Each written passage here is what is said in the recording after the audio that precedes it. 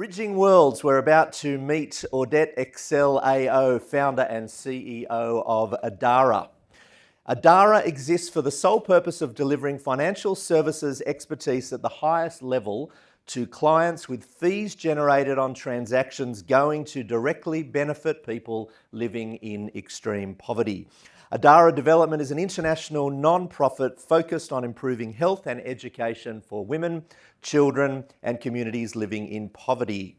Audette is a lawyer by profession, specialising in international finance. She was formerly the managing director of the Bermuda Commercial Bank and was also chair of the Bermuda Stock Exchange. She once wore Bermuda shorts and she has never been to the Bermuda Triangle. 20 years ago, off the back of her corporate career, she decided to bridge her two worlds, her passion for social justice, and bridge that with her knowledge of law and investment banking. And so she founded in 1998 the Adara Group, a completely embedded business for profit and non-profit partnership. In 2013, Audette Exel was awarded an Honorary Order of Australia for services to humanity, and 2016 she was named Australia's leading philanthropist by Philanthropy Australia.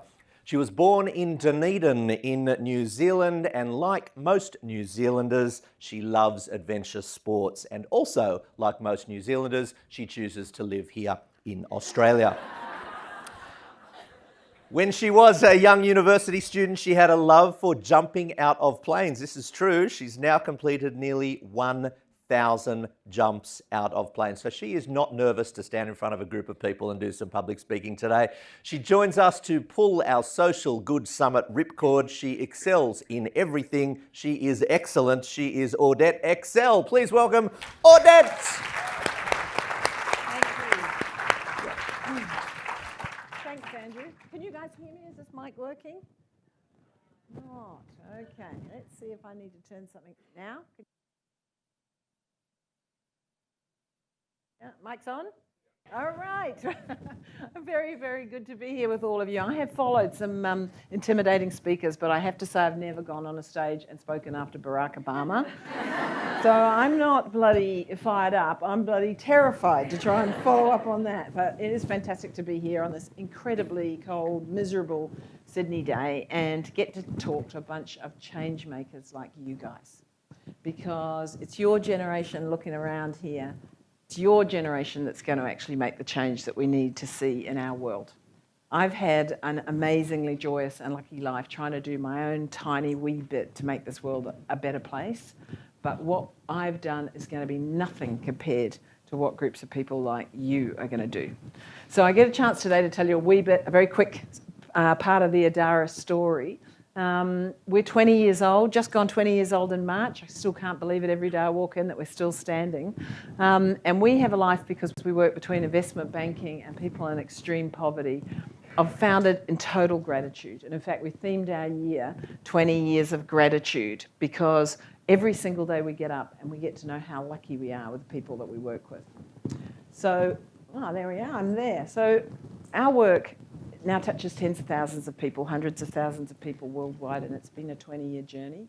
But for me, every single day, it always comes down to one single life at a time. So I wanted to introduce you to this little wee one who I'm going to call Kalpana. One of the things Adara is pretty well known for is child protection. We ended up stumbling into the child trafficking trade in Nepal now nearly 14 years ago and hauling out of various basements about 136 kids. And Kalpana, the little girl with the pink book on her head, she was 3 when she first came to us. And she was in a situation, effectively a holding pen situation, on her way into a future that you don't even want to imagine. And I will never forget the day that I first walked down the stairs of this really dark, damp basement to find 32 kids like this in a situation that I don't even have words to put around. And I remember in the first few years of her life, particularly the first 18 months, when we finally gained custody working with the police and the social welfare council of these kids, she would stand at the window at night asleep. She would sleepwalk to the window of one of the Adara houses and she would stand and cry, "Ima, Ima, Mami." And, you know, you're not supposed to have favourites in this work, but she's one of my absolute favourites. And this picture of her is taken with some of the Adara kids. And it was raining. She just won that book as an award, and it was raining, so she put the book over her head to shield herself from the rain. So our work at Adara has all been about one single life at a time. And it's 1 million miles away from the other world that we inhabit, which makes it all possible. And that is the world of investment banking, financial services provision. I actually love this slide because here you have a whole bunch of really famous investment bankers and senior directors and, you know, notable people standing on the foundation of the SDGs.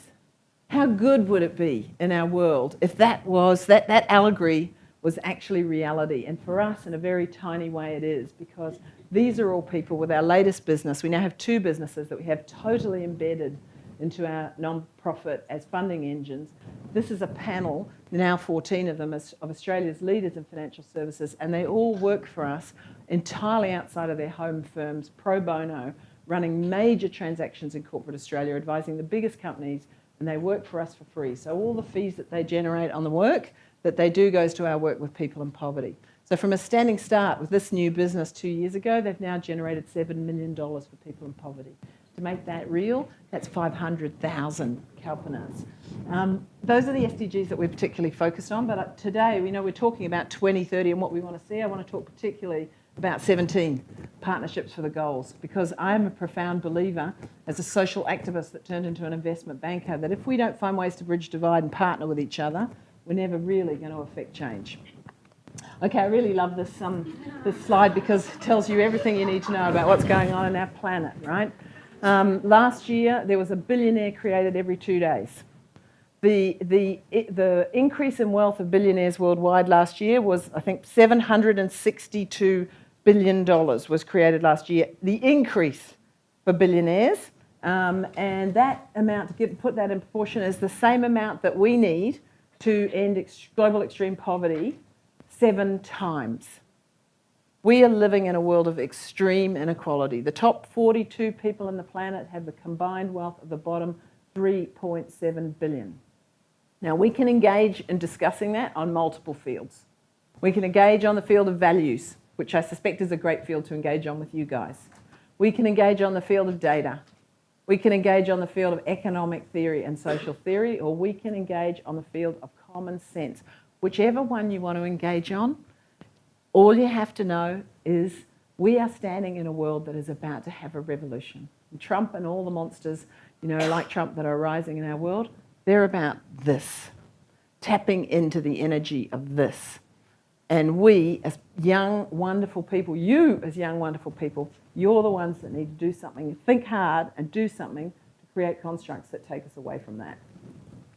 So Adara, as I said, we're a kind of a weird hybrid, but it's actually not that complicated. When I started it 20 years ago, people actually thought that I was either a drug dealer, a money launderer, or just a bullshitter. Because the idea of running businesses for social purpose, purely for social purpose, was so out of frame. But the good news is these days, actually, we're almost mainstream. So we've got these 2 businesses, and they are entirely embedded into our INGO, and we're a $40 million story. We've put $40 million to work with people in poverty. We're hugely proud of that. It has been a big, winding journey, and man, have we made some mistakes, particularly me. I have made some horrendous mistakes. I've cried a lot of tears along the way. But here we are today. We are known as amongst the world's leaders in really cool stuff. So we have 200 development professionals on staff, and we're known now as amongst the world's leaders in the care of preterm and low birth weight babies in places that don't have electricity supply. Our tiniest clients are preemie babies in really, really remote places. And we save about 1,200 of those a year in a neonate ICU in Uganda. We have a maternity unit there, deep partnership with amazing Ugandan teams. We take about 5,000 mums through maternity. And that work is now a centre of excellence, not just for East Africa, but for the whole developing world. The other thing we're really pretty well known for is the remote community development work. And to give you a sense of that, our most remote project, we do integrated community development, that's education, health, greenhouses, solar, microhydro, whole suite of services, all with local teams. And our most remote work in that, and those projects, is 25 days walk from the nearest Nepali road. right up on the Nepali-Tibetan border. In fact, I've just come back from up there. So we have this work that runs through service. We have a huge pillar around knowledge sharing, and we have 2 investment advisory businesses that work every single day relentlessly to make as much money as we can in the markets and get it across the hall to their development colleagues who are saving lives every single day. So it's been kind of a cool journey. We're one example of how you partner business and not-for-profits, how you bridge divide, how you partner Australians and Ugandans and Nepalis and Americans and Bermudians, and people in extreme poverty with the most disadvantaged people in the world. And there are millions more examples out there, many of whom you're going to hear about today. So let me bring you back to Kalpana. Sitting on a roof in Nepal, my life, which began as a social activist, ended sitting on a roof with kids who, have taught me more about life and love than I can possibly wrap words around. Kalpana now, she's 16, she's just graduated school, she's about to go into vocational training, she's reunited with her family of origin, she lives with her mum, who finally came out of the mountains, and once we managed to find her, and every single day, she and kids like her, because of our work, remind me that there is absolute proof. You can bridge divide. We can reach across, even from the world of investment banking to the world of extreme poverty, and make change. And for me, Adara is like one tiny stitch in a tapestry of social change. So what I ask you to think about today, as you're going through this, what is your stitch going to be? Thank you.